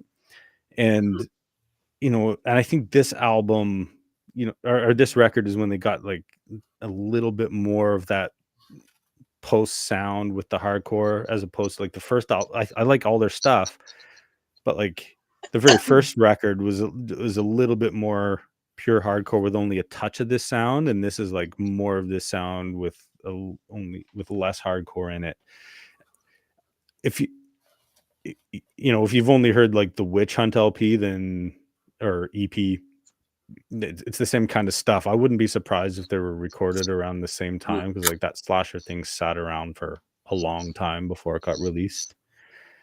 Even though I co-owned that label for a little while, I still don't really know the story behind that, because I think it wasn't entirely authorized. Maybe, I'm not sure. But it's like, yeah, it's 5 songs on here. Like they're kind of dark, they're a little more melodic, they're a little but I wouldn't call it post-punk. I wouldn't call it like new wave, like or gothy, any of that. Just like hardcore with like dark melodies to it, maybe with like, you know. And it's not horror punk, but they sung a lot about or inspired a lot by horror movies. Like, but I think it was really their own thing, and that's why I think I really got attached to this band. And that like they also like came up to Ontario a bunch of times too, so like I got to see them a bunch, and different bands that I was in. We played with them. Did you not play with them with us? I played with them a few times, and I can't remember which bands. It's probably it's one of the ones I did with you. The singer did a somersault and he knocked his tooth out. That's right. Yes.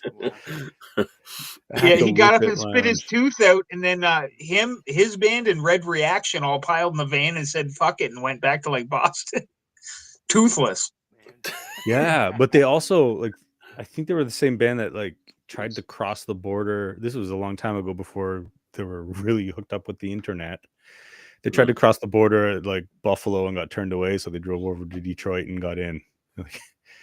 Yeah, that's ballsy, and they did it just to play like a little show in London, Ontario.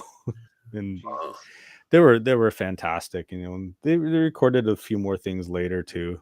I think with this lineup, they actually had like guys from, I think they added like Doug, I forget what his last name is, the guy that was in No Tolerance and a bunch of those bands.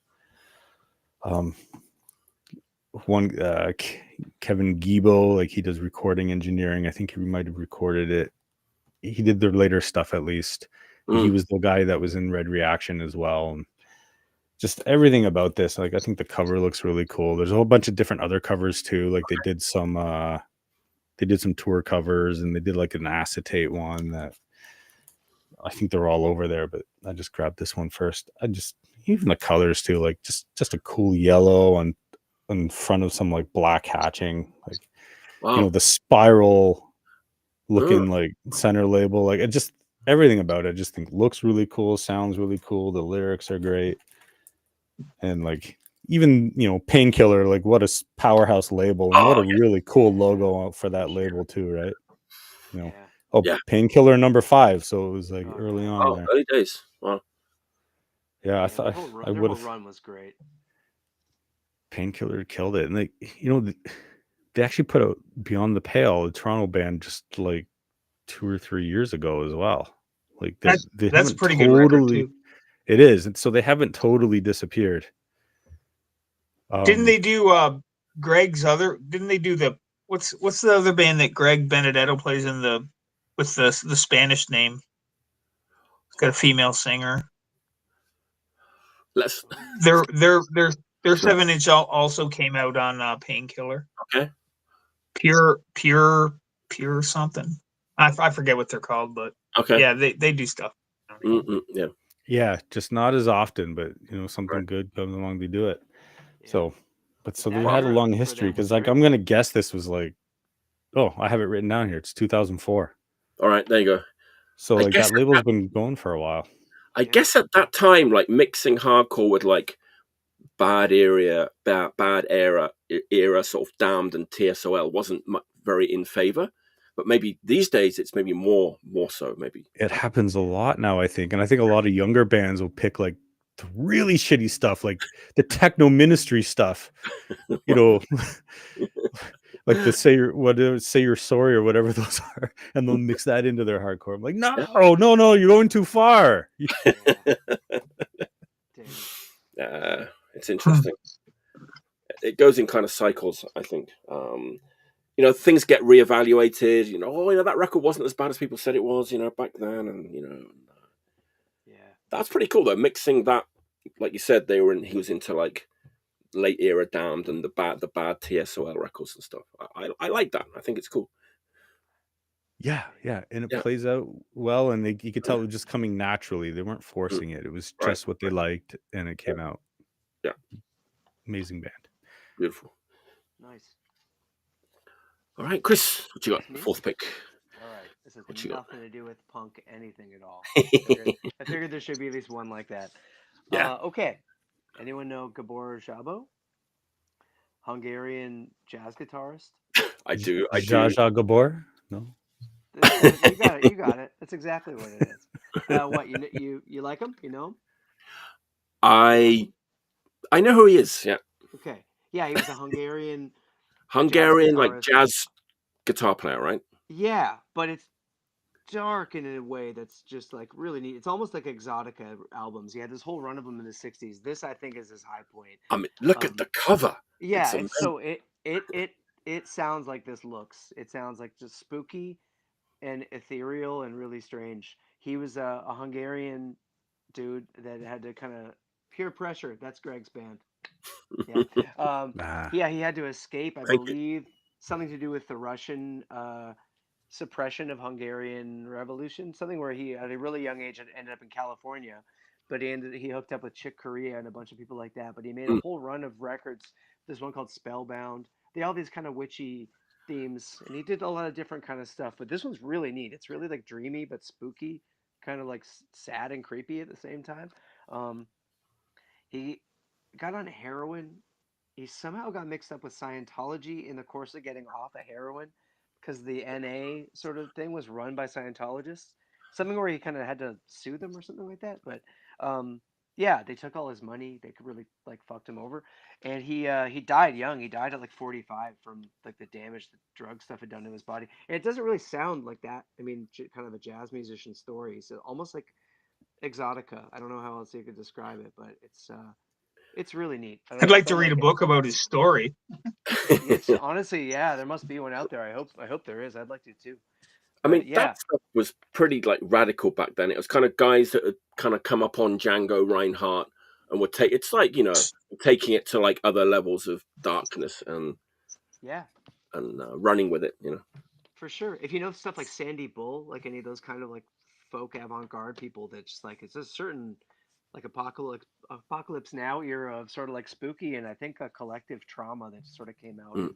in music for people like that. And that guy'd been through like, you know, like real bad things that he had to escape from. And I think that probably stays with somebody even if they make like fun records. It's just like their psyche gets into it. So yeah. Yeah. Cool. Spooky. Yeah. Yeah. Nice. Last round. Wow, it's time's flying. We're having a good time. Oh Man. Too soon. Too soon. I've been having, this record. I've had this record in my to show pile for about actually not that long, about a month actually. And I've been thinking, is there any point in showing this record? Like everybody knows this band. People either love them or like really, really hate them. But the truth of the matter is, I've been playing this record a lot. And so I've got to keep it real. This is a record that I've been playing a lot over the past 2, 3, 4 weeks. Veteran band, East End of London. They're always going to be considered an oi band, but to me, they're one of the great punk bands of all time. They're still going. They put out a new record last year, which I wasn't going to bother buying, but I did, and I'm really glad I did. Let's go to the pub. Let's go to the East End of London and have a pint at the pub. The Hand on Heart pub with Cock Sparrow. Nice. Okay, who likes Cock Sparrow? Oh! Okay.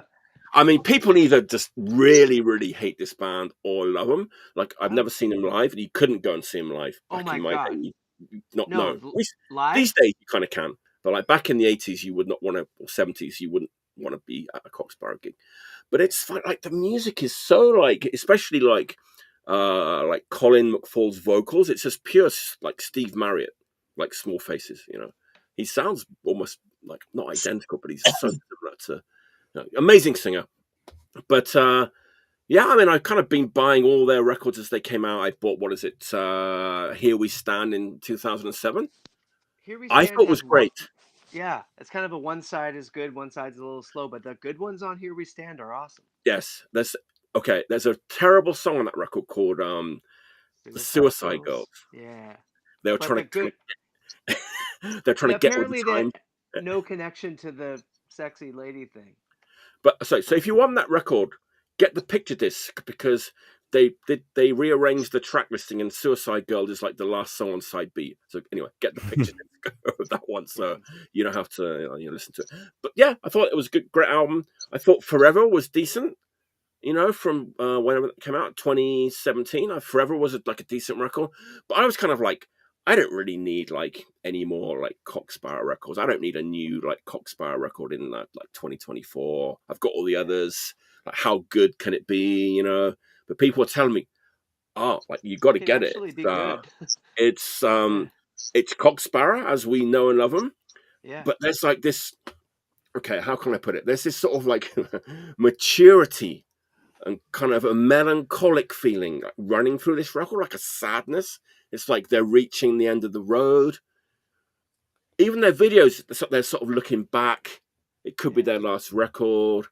It has this sort of very sad kind of, how many more years do we have doing this kind of feel to it? Yeah. So they got mature when they were approaching their 80th birthdays. Oh man! I mean, I hope they do another record. I hope they do. But if they don't, this is a great way to go out. I don't know how. Didn't they start a lot earlier than people usually realize? They formed in 72. Yeah. And they were a glam band. Glam rock band. Well, all that shit came out of it, right? All those bands were coming out of Bowie Love and T-Rex and Mark Bolan Love. Yes. So they were around for 5 years before they put out their first album, which only got released in Spain, right, on Decca Records, which Decca, yeah. But I know. I think they're just an amazing punk band. They're never going to escape the Oi tag. They've got huge army of fans all around the world. That most of them I might not necessarily want to be friends with, their fan base. it's still kind of a little bit, on the fence kind of thing. On the But man, fence this where? record is like, honestly, it's such a fun listen. But kind of like, it's just kind of, we're reaching the end of the line.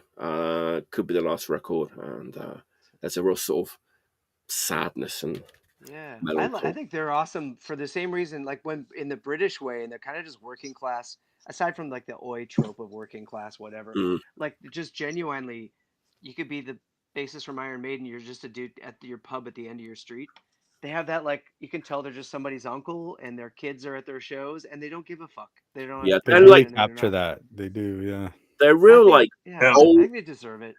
They're like old school, like Cockneys, Oh, like people that, well, they don't make them like that anymore, that kind of thing, right? They're just like, yeah, it's almost like stereotypical, like how East End London they are. They're from a certain era, yeah. they're in this like late 60s, I want to say, like mid to late 60s, like the original members, like Colin, the vocalist and the guitar Yeah. player.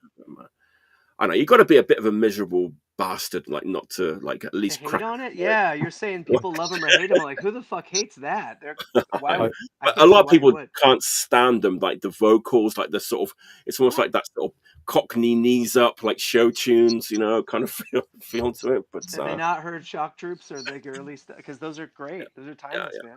yeah. I'm not going to Wow. say this is as good as Shock Troops for Yeah, but a for that record long, like that far along the way, I know that. that feeling, Yeah, and I'm just 50, and I know that feeling. Like, how much more of this is there going to be, just realistically? And then, like, with the yeah, world the way yeah, it is, with the yeah. people falling apart the way they are, I mean, yeah, that's it's funny. It kind of does remind me of like this one too. It's like the yeah, clock's ticking. Like how much more yeah. music do we you, have left in you know, us? they Kind of came breaking through the here. fourth wall. I don't think it was that long ago, but like COVID makes things Right. messes with your Yeah. concept of time. It was about But I think it 6 was or 8 years ago, Dave.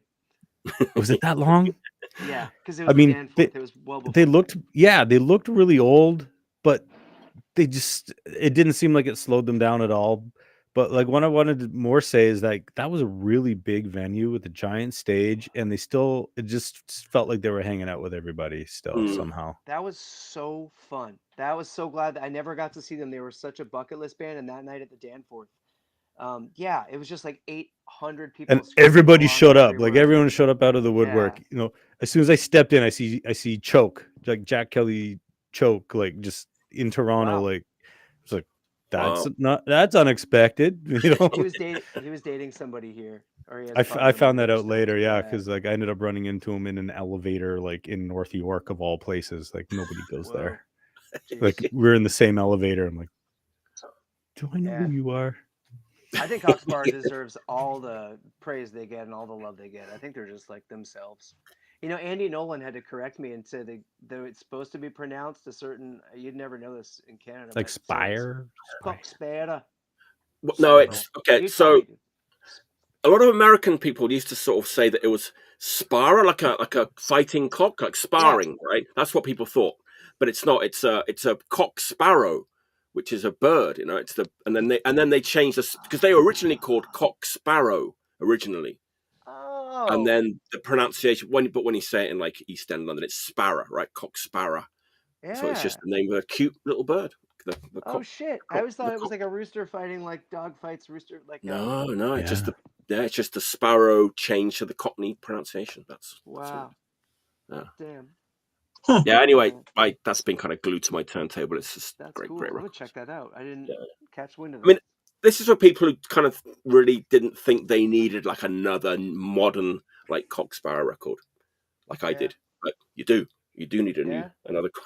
You do need another Cock Sparrow. Well, Here We Stand impressed the hell out of me, so I would It's try good. that. It's good. What's Good it record. called? Yeah. What's it called? Hand on Heart. I had not. Thank you. Hand on Heart. Yeah, With they more didn't try to go hands through on- the alphabet like the UK subs. Oh. Yeah. Oh God. Are they doing that? Yeah, yeah. But no, Shock Troops though. That's S.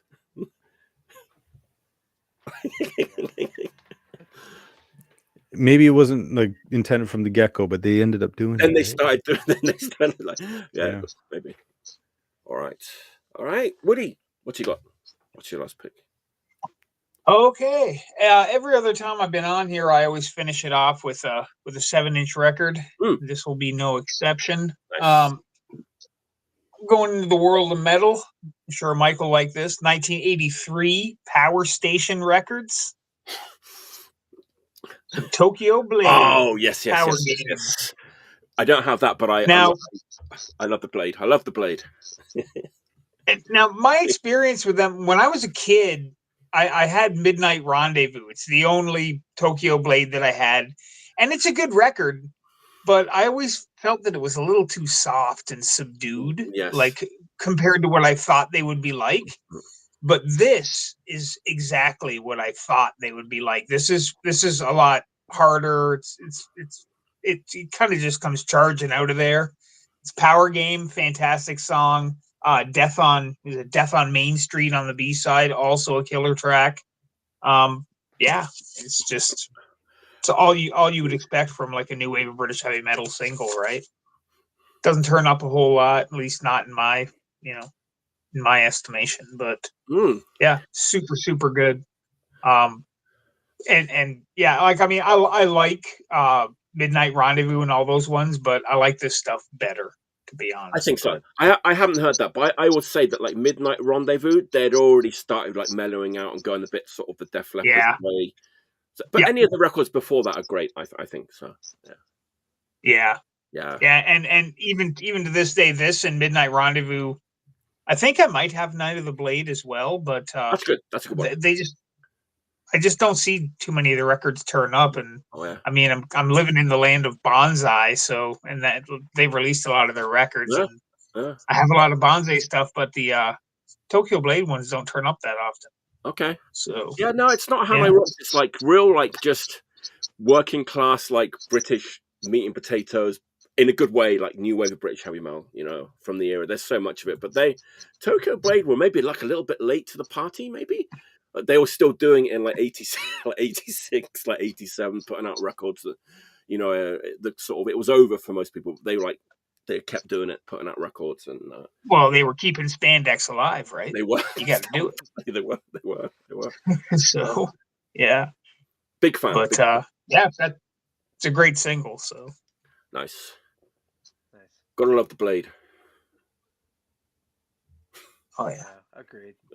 And their sort of dogged persistence in using that artwork, like on almost all of their records. The Japanese like nationalist flag. Yeah, absolutely.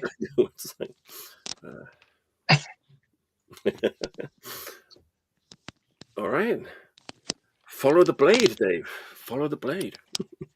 All right. Here's my last one. It's an LP. Cool. Band from Pittsburgh. You might have just saw it in the corner over here. I had no idea who these guys are. They slipped under my radar until 3 years ago. Like I just saw this staring at me, and like I had no idea what it was. It was a cheap record. I'm like, it looks cool. I'll probably listen to it sometime. Didn't.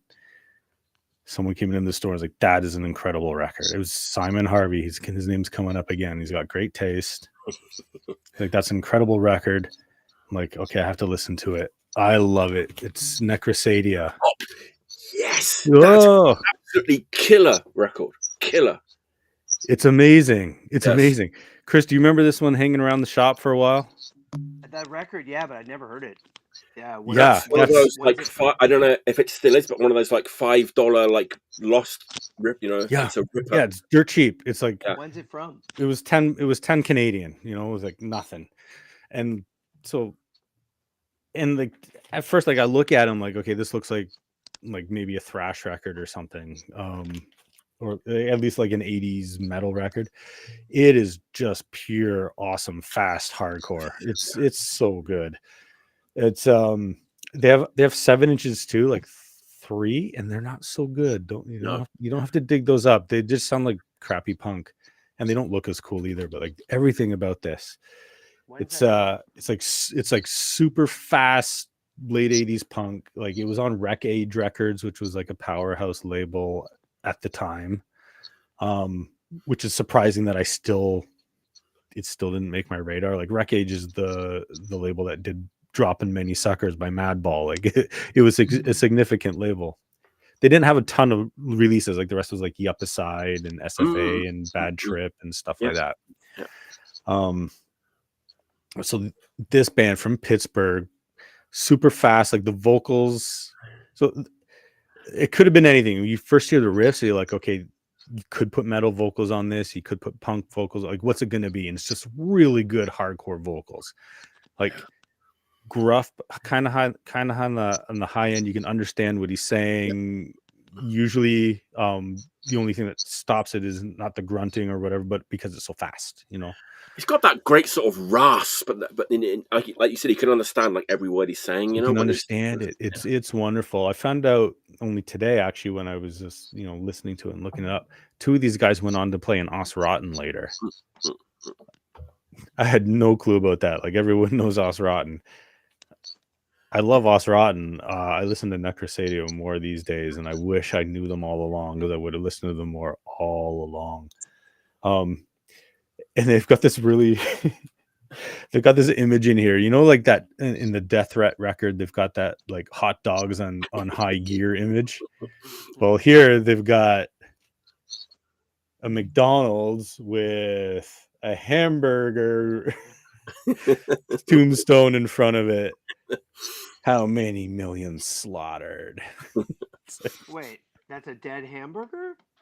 Like it's a hamburger that died? Yeah, so man, like I feel like scanning that and like blowing it up and putting a poster of that up. It reminds me of like logo, that simple, nice logo. That band Submachine, who I think were also from Pittsburgh, have that same like, it's like hard as nails, like street punk meets like hardcore kind of thing. I don't know. It's like blue collar hardcore. I don't know. There is a thing in Pittsburgh where like they've kind of mixed that. They're the only place I think that have mixed that street punk sound into hardcore and making it still sound authentic and not silly. Yeah. Yeah. I think the Pist are from there. They were great. Yeah. Submachine were great. Caustic Christ, Os Rotten, like they all kind of bridged those worlds. Necrosadia did it too, but in a different way. Like the riffs are on this record, not on the others. On this record, like are a little more metallic. Like they've got some like kind of thrash melodies, but without the thrash tones. You know what I mean? Yeah. It doesn't have the thrash guitar tone. No. But if you added a thrash guitar tone, like I can picture that being like a crossover record. Man, if that record came out today, people will go fucking nuts over it. If that came out this year, like today. It is fantastic. And it's one of those ones you could find. I mean, there's not a lot of them, but if you run into one, it's going to be cheap. It's going to be $10 or less, and it's worth it. Like it is fantastic. I love this record. Everyone I've played it for loves this record, and it went over all of our heads. And like, even though I heard the 7 inches were bad, I ran into one at the store a block away from us and picked it up, took it back, listened to it. I'm like, oh, this sucks. I didn't like it at all. It's a funny thing though, Dave, because usually with hardcore bands, it's like, well, the 7 inches were great, then they made a record and it all went wrong. But in their case, it's the opposite. Like, they're the opposite. Yeah. They had the 2 7 inches, then this, and then I think another 7 inch came out after this. Mm-hmm. I don't know if it was recorded before or after. I think they had a 7 inch on a French label called maybe Bad Card Records. I'm in there, but yeah, it's like look at the back of it too. Like it just looks really cool. Yeah, I did almost leap out of a chair when you I saw you looking excited. That was cool. It made me realize I picked a good record. And I don't remember what's on the insert on the back of this hamburger poster. I mean, it's pretty simple, but like that's cool. Yeah, white letters on black. A forgotten classic of the era of the 90s that's kind of been overshadowed by other records, But yeah, the song names actually, the song names don't sound like what the band sounds like. Like there's Suburban Death Machine. She's so satanic. Potatoes and pancakes. But I mean, that makes them sound less serious, but like listening to it and the rest of the it's lyrics, like a real, like they're a serious hard-nosed. band, Yeah. serious, hardcore, political, and fantastic. Yeah. I'm Classic. so glad you like it, There Mike.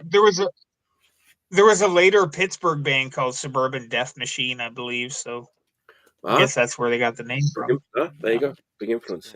Yeah, probably Pittsburgh. Like, it's not that big of a place. It's insane how much stuff has been coming out of there for so long since. Yeah. I mean, they've got a good reputation since the early 90s, but like this is even before that. Yeah. Yeah. Nice. And like, if you've been to shows there, like they're huge. They're Lots of people show up for not so big bands. They have way more bands than you would expect for that area, for a small place. They got way more than Toronto has, and it's way smaller. It is a small place, but the quality of everything that comes out of there, like No Time, or even other Oz Rotten. Did you guys ever know Kim Fuck, that band? That later, yes, Copsucker. Yeah, powerhouse of a record. And that That's was Corey amazing. from Oz Rotten. Yeah, that band live too was insane. It was just like one of every different kind of weird, like a weird mixture of people slammed together that always makes for something cool. Could have almost been on like Rep, almost kind of a record. Yeah, it's almost post-punk, but it's something really driving in that Wipersy way or something. Sort of lightning in a bottle. I almost pulled out some AMRAP records today. Yeah. Next time. There you go. Yeah. All right, Chris. Damn. Last pick of the day, man. Last pick of the day. My last is one of my just an all-time favorite. I don't know. People either love or love this band, but Channel 3, yes, Salutes. Right? Yes. I was gonna do After the Lights Go Out, but I realized this is the more like standard classics. It's funny because this came up a couple times just tonight, but that BYO comp, I think it was actually Something to Believe in. That's the one that had all the states. Was that Something to Believe in? Like a state for like Americans. That has like the super poppy like Channel 3 song, Indian Summer, right? Like the super poppy song. Okay. Then this is another one. You make me feel cheap.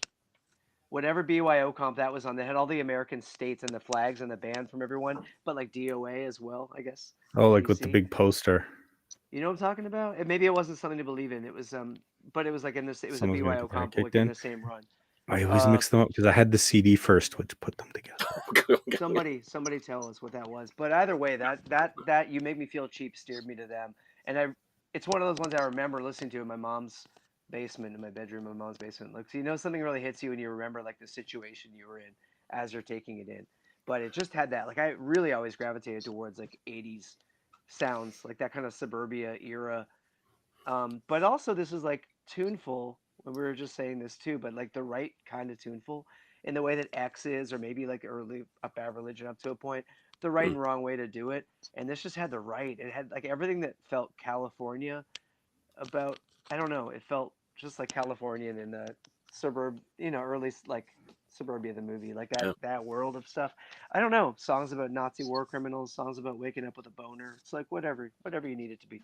But the vocals, the backup, like the female backup vocals on You Make Me Feel Cheap. I remember like I like shit like the Go-Go's. At that point, I didn't know a lot of shit, but it was like just there's something about the way it vibes, and it also has really twangy guitars in the exact same way as like the Freeze, Kennedy's, Cowboy Killers, whatever those like really twangy things.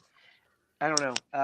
They're just really fucking fun for me. I don't know. What do you think? What version is there? What version is the No Future one. Okay. Very I get confused because there's like a sort of a shorter version of it too, isn't there? Like with they have so many. They're one of those bands that I always buy. Like I always repeat the ones I already have. I got them right here. But they were on Posh Boy. Yeah. But yeah, they're all these different like variations of the same songs. Confusing, yeah. Posh Boy, maybe Cherry Red, No Future. Yeah. Fear of Life, Posh Boy as well. That's a killer record, yeah. Yeah, but they just that Manzanar song. I can't even pick a favorite, but they're one of the ones where like even when they got a bit poppier, as all those bands that were killer in like 1982, by the time it was 1985, but they actually, I thought their segues or they're like mid-period. I'll Take My Chances, that 7-inch, that stuff like it works and it's poppy in a way that doesn't because it's a kind of dark. But yeah, they're just one of my favorite people. I don't know. They're one of those kindred spirit bands where people just like love that band. And I don't know. I'll probably buy more versions that I don't need when I ever find different ones, because I just the 7-inches too. I have a lot of, but yeah, that's it's just one of my faves. It's like They're an great. exception to the tuneful. And probably the first American band that got signed to No Future, I think. No Future. The only American band, or the first American band. It is something to believe in. The Nils were on there. A Million Bands are on that. Yeah. Yes. Hey, did you notice that the CD version of that cut out so many of the Canadian bands? Nice. Really? Did they? Yeah, like Young Lions, Youth, the Nils. I think there's like 4 more. First I heard Youth too was on that. Yeah, on the vinyl version. Rock comps. Whoa. On the vinyl version, it was the LP. Yeah. My first hearing Youth, like I went into HMV and they had the cassette of Repackaged and it said import. And that's why they charged $13 for it. Oh my God. Meanwhile, I was like, it's from a Toronto record label and I was like 100 kilometers away. Yeah. But I bought it because it looked punk. You know, I've had 2 Youth demos in my hands at radio stations I volunteered at, and I put them back. I'm like, these need to be archived. One of them threw it in the garbage. They both ended up throwing it in the garbage. What? They both, like, one was just needed space, and they had it in a box. I'm like, tell me what you're gonna do with this, or we'll tell you next week. Next time I went back, they're like, yeah, we threw it out. What? Wow. Then the other one, CKMS, where the Nunfuckers recorded that 7-inch, they had it, and I'm like, perfect. This is a great place for it. People can play it. Like the original demo tape. And then they lost all their funding, and they threw all the tapes out, including every single MRR radio show ever. They played them from the very beginning, had them all together, chucked them. Wow. Jesus Christ. Yeah, I'm like, I would have helped you pay for your funding for the next 2 years by buying all that stuff from you. Wow. Sorry for that weird aside there. No. No. We like, this show is all about weird asides. But it's cool, like, because the singer from Youth owns a record shop a block away from mine. I want to say that when I first He's heard old, that, long beard, and he comes to my shop to buy. The guy still got his ear to the ground, like brand new demo tape by a band from, I don't know, Pittsburgh or somewhere. Just like, hey, I just heard this demo tape. You're gonna get it? I'm like, I haven't even heard about it yet. Dave, doesn't he have like it's not new, but a newish band that put out a record out? Old. Yeah, old. old. Yeah. It was Brian and his partner that did it. I think over lockdown, maybe over the pandemic. Was that what that was, Dave? Yeah, and his voice sounds exactly the same as it did in Youth. His voice is amazing. His voice is amazing. And yeah, so like, I can't tell him this when he comes in. I'm like, I bought your tape just because it looked really cool, and like I was really little, and I can't do that. But he comes into the shop and he buys some like hardcore because he doesn't carry it at his shop. But he's got his ear to the ground. He knows stuff. Yeah, that was one of those ones when I got the Sin 12-inch, like in the tape trading days. That was one of those ones that just immediately stood out on the tape. You know, it's like, oh my God, that and the Personality Crisis record, like those two just like stood out from the rest of the stuff that was like we were tape trading. It's like, man, these two bands are very unique, and it's the vocalists kind of like add to it quite a lot, right? The unique vocal styles. They both have, I mean, the Personality Crisis singer stands out even more. I know. Have people done that? Sorry, Creatures for a while. He sounds like the frog on Merry Melodies. Have people done that? Creatures for a while on here. Yes, and then they're just top favorite of mine. That's probably my like favorite full length like Canadian punk record, which might be a controversial opinion, but that's a good one. It's almost like a Canadian like Poison Idea, a little more theatrical or something. Just the fast song, the mid-pace song, those ripping like Chuck Berry kind of guitar solos. Man, we could talk about Personality Crisis for another couple of hours, but when I was out buying a bunch of stuff, I was getting like a bunch of posters, and I got an original Personality Crisis like album release poster. Whoa. Just a little chew out of the corner, and I'm like, I'm like, I don't listen to them much, but that's really cool. I'm gonna take it back to the store.